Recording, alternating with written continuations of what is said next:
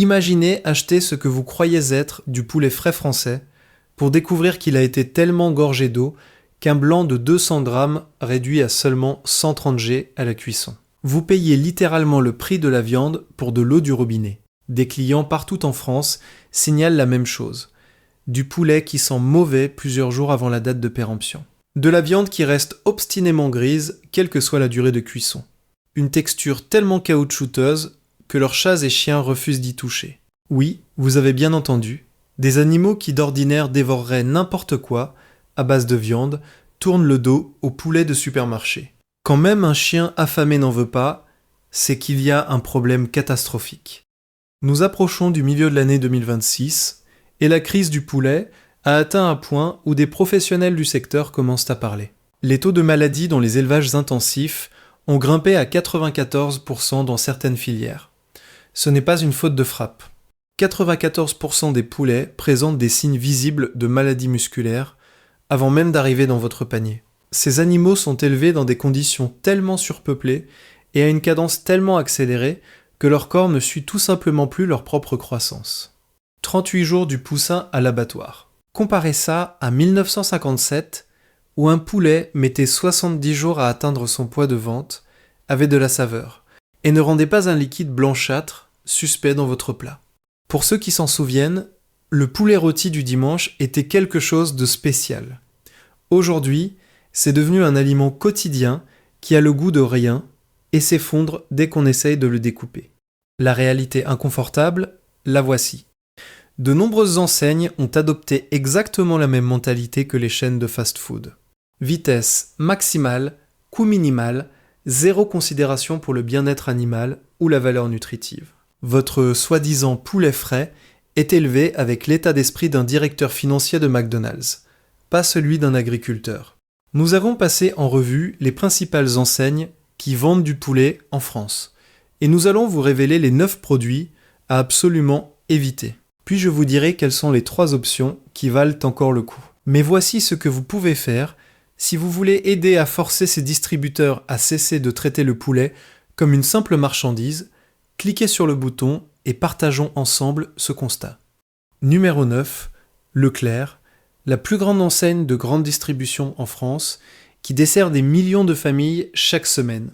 Et la qualité du poulet a chuté de façon alarmante. Les clients décrivent la même expérience encore et encore. Ils achètent ce qui ressemble à un poulet parfaitement normal, rentrent chez eux, et en moins de 24 heures, ça sent mauvais. Pas exactement pourri, mais cette odeur aigrelette caractéristique qui indique que quelque chose ne va pas. Certains racontent avoir mis leur poulet Leclerc au four et l'avoir vu rendre tellement de liquide qu'il ne rôtissait plus. Il bouillait dans sa propre eau. Un client a déclaré avoir payé 8 € pour 2 blancs de poulet et les avoir vus réduire de moitié dans la poêle. C'est parce que jusqu'à 18% du poids peut être de l'eau ajoutée. Presque 1 € sur 5 que vous payez, ce n'est même pas du poulet, c'est de l'eau, du robinet additionné de sel et de phosphate pour en faciliter l'absorption. Le poulet d'élevage intensif de Leclerc provient d'animaux qui atteignent leur poids d'abattage en à peine plus de 5 semaines. Ces poulets ont les pattes qui ne peuvent pas supporter leur propre poids corporel. Et les brûlures au jarret que vous observez parfois sur les cuisses sont littéralement des brûlures d'ammoniac dues au contact permanent avec leur déjection. Les données du secteur montrent que le poulet Leclerc figure parmi ceux qui présentent les taux de contamination les plus élevés parmi les grandes enseignes. On pourrait penser que quelqu'un surveille tout ça. On pourrait penser qu'il y aurait des conséquences quand les standards chutent aussi bas. Mais nous voilà à mi-2026 et les problèmes ne font qu'augmenter. Numéro 8, Carrefour. Une enseigne qui se targuait autrefois de qualité, fondée en 1958, qui vend aujourd'hui un poulet tellement gorgé d'eau que les clients le décrivent comme nageant dans son jus dès l'ouverture du sachet. Le poulet Carrefour est injecté d'eau ajoutée comme tous les autres, avec les mêmes résultats dans votre cuisine, une viande qui ne dort pas, une peau qui ne croustille pas, et un plat rempli d'une mousse blanchâtre qui n'a rien à voir avec un jus naturel. Mais ce qui est particulièrement décevant chez Carrefour, ce sont les promesses non tenues. L'enseigne a multiplié les engagements sur le bien-être animal et la filière française, tout en maintenant une part significative de son approvisionnement dans des élevages intensifs qui ne respectent pas ces standards. Environ 60% des nuggets et produits similaires de Carrefour sont faits de viande reconstituée. Pas du tout du blanc de poulet, mais des morceaux et des chutes pressées ensemble, avec des liants, puis enrobés de chapelure pour dissimuler ce que vous mangez réellement. Numéro 7, Lidl. Entrez dans un Lidl et la première chose que vous remarquez, c'est à quel point tout semble bon marché. L'emballage est basique et il y a une raison pour laquelle les prix sont aussi bas. Le poulet Lidl a le triste honneur d'afficher l'un des taux de maladie les plus élevés lors des tests récents. 92% de leurs poulets standards présentaient des signes de white striping. Cette maladie où des dépôts de graisse strient le muscle parce que les animaux grandissent trop vite pour que leur corps suive. Cela augmente la teneur en graisse de 224% tout en réduisant les protéines de 9%. Vous obtenez une nutrition bien inférieure et vous payez pour de la graisse qui remplace de la vraie viande.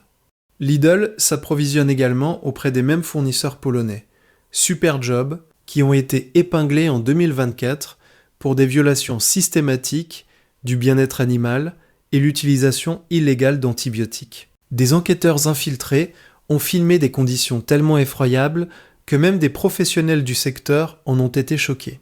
Des animaux incapables de marcher, des plaies ouvertes non traitées, une densité d'élevage si élevée que les poulets ne pouvaient pas se déplacer normalement. C'est là qu'une partie du poulet bon marché de Lidl trouve son origine. Et concernant ces noms de fermes pittoresques sur les emballages, c'est une invention marketing pure et simple, conçue pour vous faire croire que vous achetez chez un agriculteur de campagne, alors qu'il s'agit en réalité de production industrielle à grande échelle importée d'Europe de l'Est. Numéro 6, Aldi, l'enseigne de hard discount allemande qui a envahi la France et son poulet reflète la politique de réduction des coûts qui maintient les prix bas. 92% de taux de white striping, parmi les pires du pays. Ces animaux proviennent des races à croissance la plus rapide disponible, atteignant leur poids d'abattage en 5 semaines au moins. Leur corps ne peut tout simplement pas se développer correctement en si peu de temps. Ce que vous obtenez est une viande à la texture médiocre, avec une infiltration excessive de graisse et pratiquement sans saveur. Les clients signalent systématiquement que le poulet Aldi a une consistance étrange et caoutchouteuse qui ne s'améliore pas quelle que soit la façon dont on le cuisine. Certains disent qu'il est filandreux et coriace, malgré venir d'animaux jeunes qui devraient être tendres. D'autres décrivent une viande qui ne goûte rien, comme mâcher une éponge de cuisine avec de vagues arrière-goûts de volaille. Aldi a signé l'engagement Better Chicken Commitment en Allemagne, acceptant des normes de bien-être plus élevées pour ses clients allemands. Mais en France, ils ont refusé catégoriquement de le signer. Les clients français ne méritent apparemment pas les mêmes standards. Ce n'est pas un oubli, c'est un choix délibéré. Numéro 5, Picard. Spécialiste du surgelé, les problèmes de poulet de Picard vont plus loin que ce que la plupart des gens réalisent. Une part significative de leur volaille provient de Thaïlande, via des chaînes d'approvisionnement qui ont répété fois échouées au contrôle sanitaire. Les installations thaïlandaises ont été signalées pour l'utilisation d'antibiotiques interdits en Europe. Et les importations continuent pourtant, parce que les contrôles sont pratiquement inexistants. La question plus préoccupante concerne la résistance aux antibiotiques. Les tests ont révélé qu'environ 24% des échantillons de poulet de supermarché contiennent des bactéries résistantes aux antibiotiques. Et la volaille provenant de régions à forte consommation, comme la Thaïlande et la Pologne, affiche des taux encore plus élevés. Ce n'est plus seulement une question de qualité du poulet, il s'agit de la création de superbactéries qui ne répondront plus au traitement quand les humains en auront réellement besoin. Numéro 4, Intermarché. Intermarché se présente comme le défenseur des producteurs français avec ses campagnes producteurs et commerçants. La réalité derrière cette image est plus nuancée. Certes, une partie de leur approvisionnement reste française, mais les gammes d'entrée de gamme s'appuient sur les mêmes filières intensives que la concurrence. Environ 60% des produits poulets d'Intermarché sont des produits fortement transformés. Nuggets, cordon bleu, escalopes panées reconstituées, plutôt que de véritables morceaux entiers. Et comme les autres, ces produits font appel à de la viande reconstituée, des additifs et une quantité importante de sel. Les clients de longue date remarquent une évolution négative de la qualité. Des gens qui achetaient du poulet Intermarché depuis des années se retrouvent à cuisiner une viande qui goûte différemment, cuit étrangement ou qui sent mauvais. L'enseigne a également l'habitude de proposer en promotion du poulet mariné ou assaisonné lorsqu'il approche de sa date limite. Les herbes et les épices ne sont pas là pour la saveur, elles sont là pour masquer l'odeur et le goût d'une viande qui n'est plus à son meilleur. Numéro 3, Super U, Système U, l'enseigne coopérative qui se revendique proche des terroirs et des producteurs locaux. Mais derrière les beaux discours, une grande partie de leur poulet standard provient des mêmes élevages intensifs que leurs concurrents. La grande déception avec Système U, c'est l'écart entre leur communication et la réalité. Ils investissent dans une image de qualité et de proximité avec les producteurs. Ce qui rend d'autant plus choquant le constat que leurs poulets d'entrée de gamme présentent des taux de white striping élevés et une injection d'eau comparable aux discounters. Des clients racontent avoir acheté des cuisses de poulet U qui ont rendu tellement de liquide à la cuisson que le résultat ressemblait davantage à un pochage qu'à un rôti. Numéro 2, Lustucru, Marie, plate préparée. Les marques de plats préparés au poulet, comme celle-ci, contiennent entre 80 et 84% de poulet réel. Le reste est composé d'eau, d'amidon, de liant et d'un cocktail d'additifs incluant du nitrite de sodium, utilisé comme conservateur et exhausteur de couleur. On y ajoute également du sucre. Pourquoi du poulet transformé aurait-il besoin de sucre ajouté ? Il n'en a pas besoin, mais le sucre est bon marché, il ajoute du poids et il aide à la coloration pour rendre le produit plus appétissant. Vous noterez également la mention « peut contenir des fragments d'os » sur certains emballages. C'est parce qu'ils utilisent la séparation mécanique pour extraire jusqu'au dernier gramme utilisable des carcasses de poulet. La pâte obtenue, car c'est bien ce que c'est, est moulée en forme et enrobée de chapelure. Ce n'est pas de la nourriture. C'est un déchet industriel reconfiguré pour ressembler à quelque chose que vous auriez envie de manger. Numéro 1, McDonald's. Vous vous demandez peut-être ce que McDonald's fait dans une liste sur le poulet en grande surface. Permettez-moi de vous poser une question. Quelle est encore la différence ? Depuis que les supermarchés français ont oublié comment se soucier de la qualité des aliments qu'ils vendent, autant inclure McDonald's dans le bilan. Mais voici quelque chose qui devrait vraiment retenir votre attention. Près de 40% de tout le poulet consommé en France l'est hors domicile. Les chaînes de fast-food en représentent une part massive. Un enfant français sur 4 mange de la restauration rapide au moins 2 fois par semaine. Et le poulet est le premier choix. Ce sont des millions d'enfants qui consomment régulièrement de la volaille ultra transformée. Et voici la vérité qui dérange. Le poulet chez McDonald's n'est pas fondamentalement différent de ce que vous trouvez dans les rayons discount des supermarchés.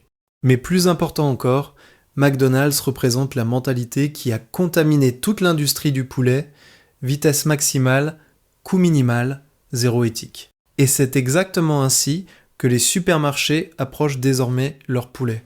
38 jours du poussin à l'abattoir. Une croissance tellement accélérée que les animaux ne peuvent plus marcher correctement. Des conditions tellement intensives que les taux de maladie atteignent 94%. Un profit maximum au mètre carré. C'est le même manuel d'exploitation. McDonald's assume au moins ce qu'il vend, de la restauration rapide transformée. Mais les supermarchés utilisent des méthodes d'élevage identiques tout en présentant leur poulet dans de beaux emballages avec un drapeau français et un nom qui évoque la campagne. Vous convainquant que c'est d'une manière ou d'une autre meilleur. Ce ne l'est pas. La seule différence, c'est le marketing. Votre poulet rôti du dimanche est élevé avec une mentalité de drive. Et c'est précisément le problème. Alors, où peut-on encore acheter du bon poulet ?